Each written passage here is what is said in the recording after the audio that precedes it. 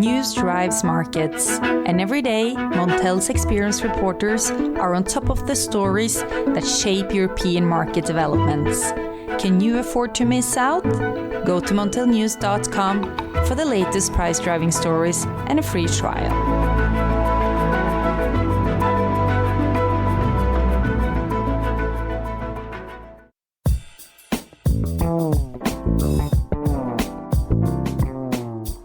Hello listeners, and welcome to the Montel Weekly Podcast. Bring you energy matters in an informal setting.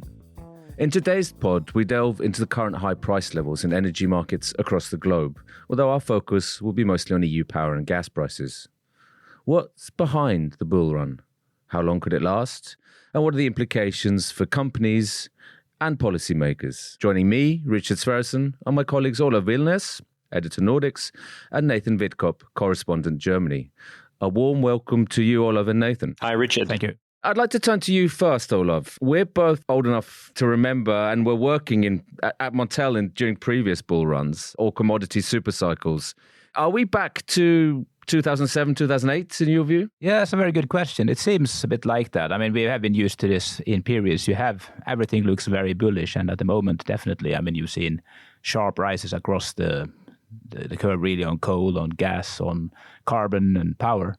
So, but of course, previous experience also shows that at one time it will kind of burst and you will start correcting back again. So I think there could quite easily be a sharp adjustment down as well this autumn, but no one knows when. In the Nordic region in particular, last year was a year of extremely low prices. I mean, record low prices. This year's completely the reverse. What's going on, Olav?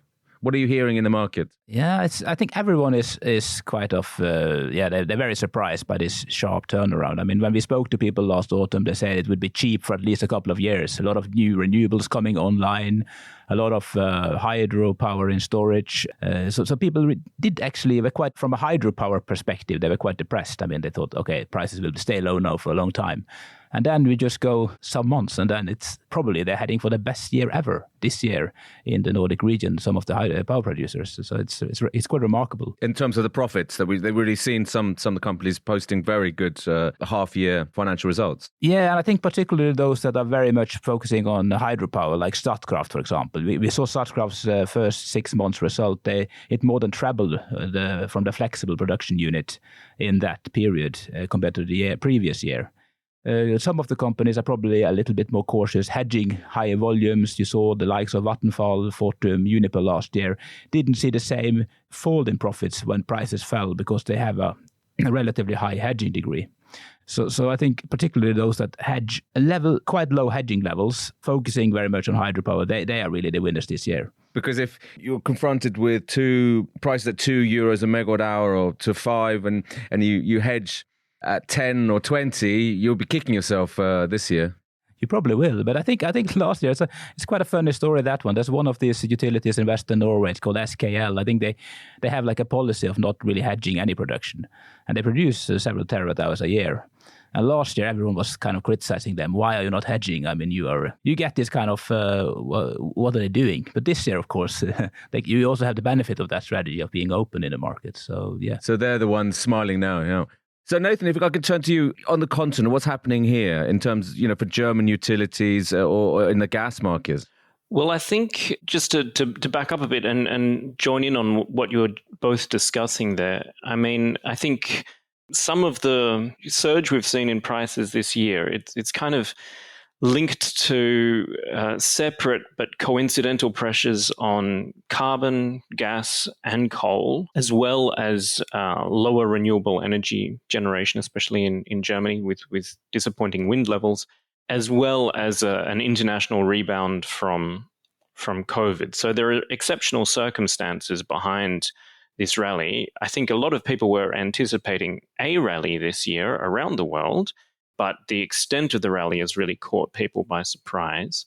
And the other thing I would say is that, compared to 2008, I think there are some things that are a bit different now, the extent of the climate crisis being the most screamingly obvious one, and the pressure there to address that through a much tougher carbon trading scheme in Europe, I mean, that's largely what's driving the higher carbon prices. It's not the only thing, of course.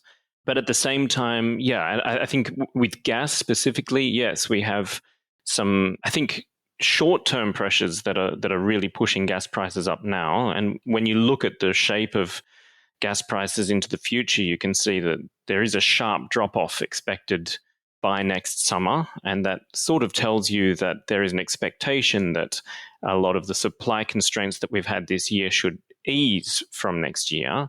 But having said that, we still have to get through this critical phase of winter. And that's really what everyone's concerned about, is that we haven't been able to rebuild our stocks this year as hoped, say, in March. And pipeline flows have been disappointing. LNG has fled to Asia and Latin America, but Asia in particular, which experienced a huge spike in prices last winter in January, and there would be those wary there of repeating that situation. So we've got this short-term, very tight situation in the gas market, fear of what's going to come in winter, that working together with a very high carbon price to effectively push up a lot more coal generation, especially in countries like Germany, and that then leading to a rebound in demand for coal, even as coal suppliers around the world had just cut back last year because of the blow of the coronavirus. And the thing with the coal rebound is, I think a lot of people that I've spoken to this year have been saying from the start of the year, well, last year we had some 2/3 of seaborne coal suppliers loss-making, basically at the prices that the market crashed to, around $50 a ton, you could say, globally. Now they've shot up to, I think, if we take the Newcastle price as a reference, they're like above $170 a ton. They've pretty much tripled off that low base, yet supply hasn't come back nearly as much. And I think that's consistently surprised people, coal analysts I've spoken to throughout the year. And the reason many keep coming back to is, well, ultimately climate. The concern, the divestment movement has been actually quite effective at driving, especially financial houses, banks, away from financing new coal projects. That's pushed up effectively the cost for miners when they look for partners to help them expand supply. And that's also, reflected back the risk that, are these mines really going to be profitable in the long run? Are they going to be able to pay themselves off if we really do address climate change, if we do really try to meet the Paris commitment of limiting climate change to a 1.5 to 2C rise this century? And that means, coal plants they're reluctant to reopen supply that was closed. And so, we have these sudden rebound in demand. Effectively, it's like a carbon tax on the rest of the world that doesn't necessarily price carbon. So while carbon prices are very high, you're still seeing this year an increase in coal-fired generation, right? So actually emissions in some countries are likely to see an increase in 2021. Yeah, very much so. It's important to point out two things. We see a surge in coal-fired generation in Germany, for example. I think coal-fired generation, if you include hard coal and lignite together, is up 38% in the first half. Germany's coal importers expect to see a 12% rise this year. But you have to bear this in mind, it's off a low base. Last year, we had a huge shock with the coronavirus. And so even these levels will not take us back to where we were in the first half of 2019.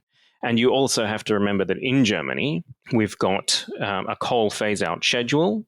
It was heavily criticized last year for being overly expensive, and people pointed at, look at the carbon prices, it's look at the cheap gas, it's going to be made redundant anyway, what a waste.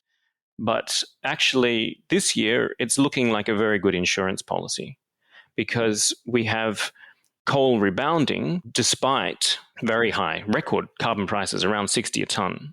I mean, recall that, only a few years ago they were in the single digits.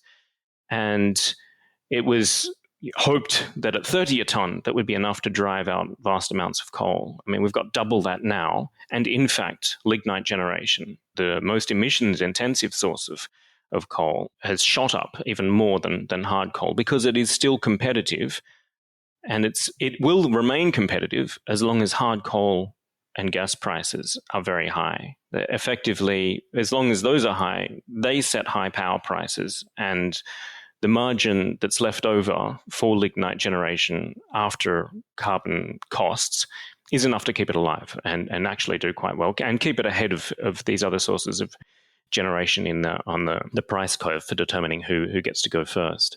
So I think, in a sense, it's a good insurance policy that Germany's coal phase-out schedule that compensates utilities for closing plants. And, the country is going to close how much? I think around 36% of its hard coal-fired power plants between last year, this year, and next year, taking it down to about 15 gigawatts. So that's a significant drop. And so we will see coal-fired emissions come down in the coming years, despite all of these factors we've just been talking about and the rebound in coal-fired generation, despite its rebound in its competitiveness. And the other thing I think that's really interesting what it does is at the moment, we don't know how long this high price environment is going to last. It's trying to make a prediction there is a bit like trying to say how long is a piece of string. But as long as we have these really high prices, then renewable energy is looking super cheap to build, right? That's the key, isn't it? This has got to be a clear signal that if now's not the time to radically cut emissions through far more ambitious rollouts of clean power, then I'm sorry, when is? Yeah, absolutely. This is a bit of an off-the-wall question, but do you think there would be any increased calls to restart nuclear power or nuclear plants in Germany? No, I don't think so. I think the nature of German politics, you have to kind of understand. We could get into a podcast just on this now. But I was having this conversation with someone else the other day. And look, I think for a start, you have to appreciate that Germany's political system is built very much around consensus. And that's for very specific historical reasons that we should all be aware of.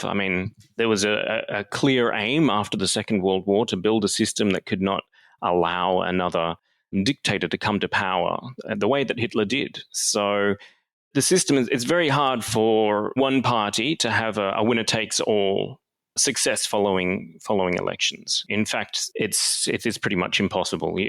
Unlike, say, English-speaking countries, you really do need to form coalitions across political divides. So just as a start, I think it's important to point out that it's very consensus-oriented. Germany's next government will be a coalition of some sort. I think that we can talk about the elections in a moment. I think they've become a lot more interesting than where things stood 6 months ago. And because there was a consensus on leaving nuclear, I think that consensus will be upheld. I think it's just not very German to, at the last moment, tear everything open again. So I don't see that happening. And I think the bigger pressure will simply be to, in the first place, step up the country's rollout of renewable energy far more swiftly to overcome the bottlenecks that are holding it back. And in the second place, to bring forward the closure of coal-fired power plants to bring it more in line, the timetable to, say, 2030, that reflects the Paris Climate Agreement ambitions and also the implications of the EU's goal to cut emissions by 55% by 2030. It would be very hard to deliver these goals while sticking to Germany's present timetable for closing coal. Olav, if I can turn to you here, there's been a similar debate in Sweden, hasn't there, about potentially turning back or going back to nuclear power. What's the current status here now amongst these very high prices? There is a debate, and I think it's quite interesting to see when the next, the minority government in Sweden have been under pressure from the opposition to do something about the electricity situation. And of course, if you look at the prices this summer, the calls haven't really become less vocal over it. There's still parties that want nuclear. They want probably to restart the last nuclear plant that was shut down at the end of last year. And there are also calls for maybe the government to open up for new build in the future using new technology, whether it will be a more small-scale modular reactors or a large one. But I don't think the sector is that interested in investing. I mean, if you listen to Vattenfall and other companies, there's not really any plans to build any nuclear now in Sweden. So I think it's more, and they're also quite determined. They were quite determined to just continue on with their plans to phase out the decision they had made in the past. So I think now the existing reactors, they will run until like 2040s, and they will surely run until the 2040s. I don't see any reason why they shouldn't, but I don't think you will see any restart. But maybe there is an interesting debate going on there. So there could be a call, and I think also the public opinion, both in Sweden and also in Finland, have turned more pro-nuclear in recent years, linked to the climate change and linked to the problems that some people see with the system stability and things like that, the volatility that a market full of wind and solar that increases the price volatility. And you've seen some periods now, very, very high spot prices there that, of course, cause some criticism from end users. Yeah, absolutely. Well, we'll return to industry in a minute, but I think we talked about very high gas, carbon, coal prices. You know, with gas prices, 40, 45 euros a megawatt hour on the TTF, that's in the summer. As Nathan mentioned, the fear of what's going to happen this winter if the supply constraints stay in place. But in the Nordic region, we've seen extremely high spot prices in recent weeks, from 70, 80 to 100 euros, over 100 euros per megawatt hour. What are people saying about the winter? This is this price level in August. What can we expect from November to January? Yeah, we could say it's extremely high, but it's quite low compared to the German levels. Because, I mean, if you look at the German levels, it's been around 100 euros, which reflects, of course, the short-term marginal cost of coal and gas-fired plants. The Nordic region have been held down by coming into the year with a hydropower surplus. But what you've seen in recent weeks and months is that producers are starting to sort of hold back on hydropower, managing to lift prices towards German levels. And of course, what analysts have told me is that if this relatively dry weather continues now into the rest of August, into September, then you will see that the Nordic region will have to stop exporting as much power as they have done earlier in the summer. And to do that, well, they need to lift prices up towards German levels. And then you have to look at what's the future price at in Germany. And then you have like 100 euros, but for Q4 and for Q1 next year. So probably Nordic prices will rise from currently they are like about 60 euros now for both Q4 and Q1. And then maybe somewhere in between current levels and the German level. I think that's the consensus among the analysts I've spoken to.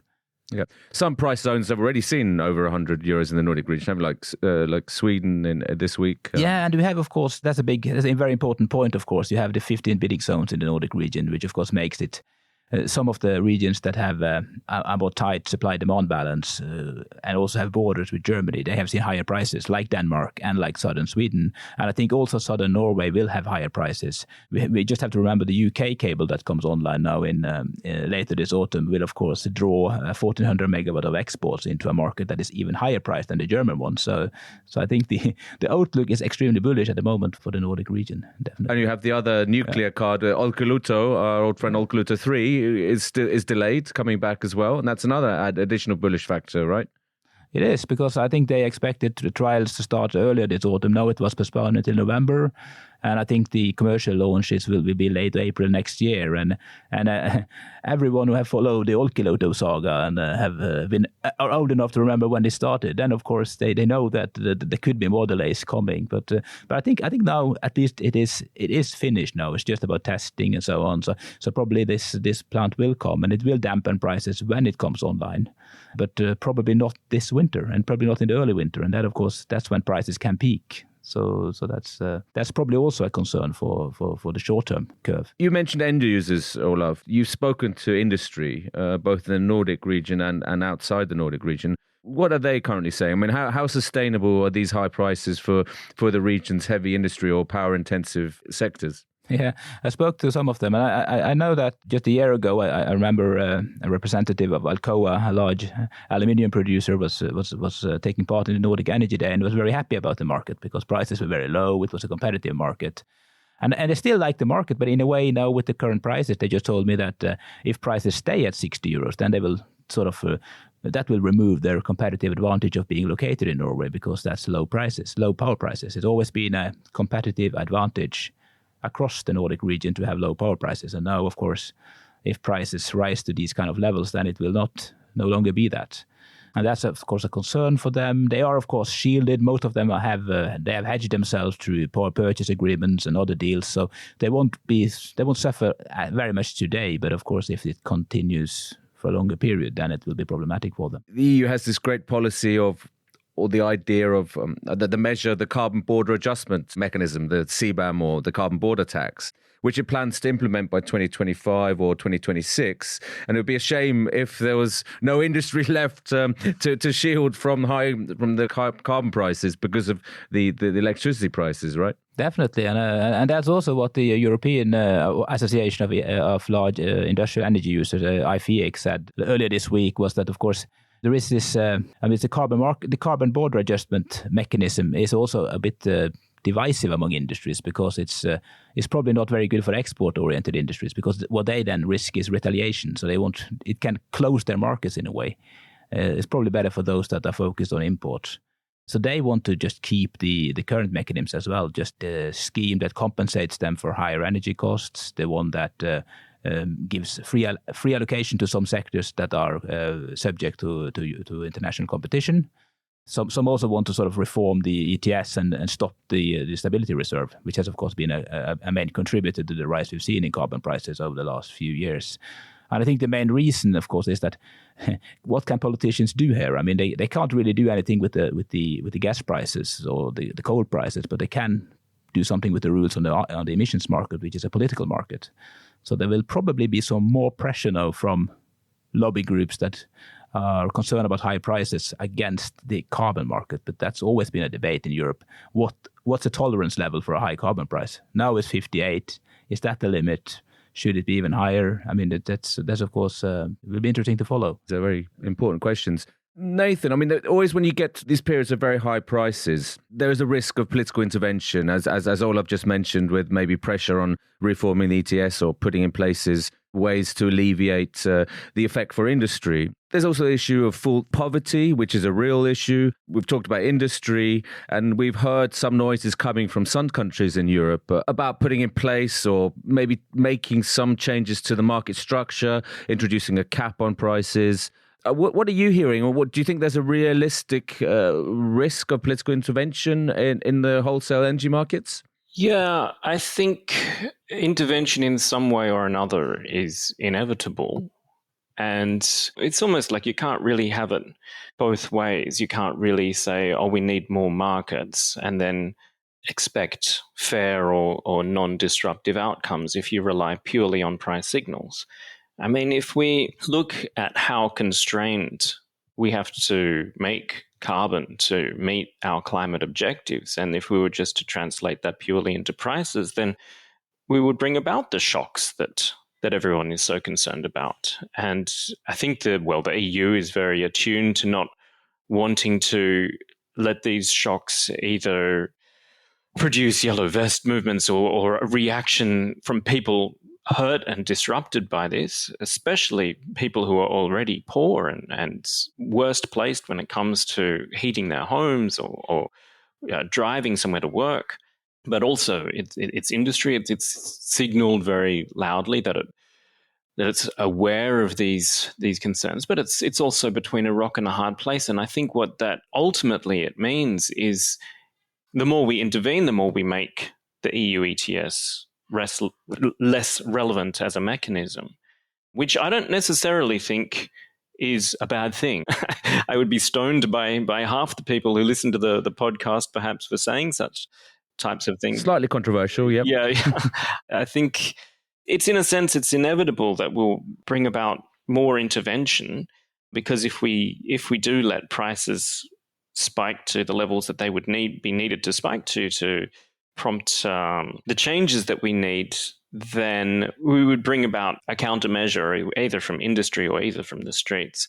There's a response to that. And so the other side of it is that the more we delay, the more we wait for the carbon price to reach the levels that are needed to bring about change in certain industries, whether it's to incentivize hydrogen production or something like this, the less time we have realistically to be able to bring about these technologies. And the fact is we need to be getting on with the investments now.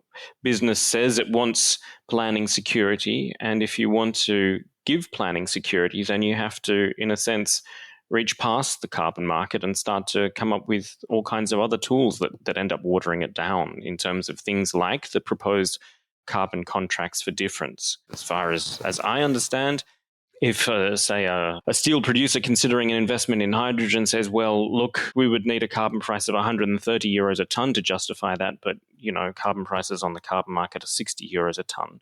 So there's a difference of 70 euros that needs to be covered there before we would entertain doing that. Well, you could set about issuing auctions to industrial groups to say, hey, look, who's got the cheapest plans for bringing about these kinds of investments that will bring down emissions? This hydrogen producer or this steel maker says 130 a tonne, we'll give them the difference, 70 euros, if the carbon market stays below that. But, if the carbon market rises above, then they've got to pay us the difference back. So these kinds of clever mechanisms provide business and government with planning security and share the risk, share the expense. But of course, it's not conducive to having a liquid carbon market, let's say, because then more and more people will only want to shore up their carbon risks this way.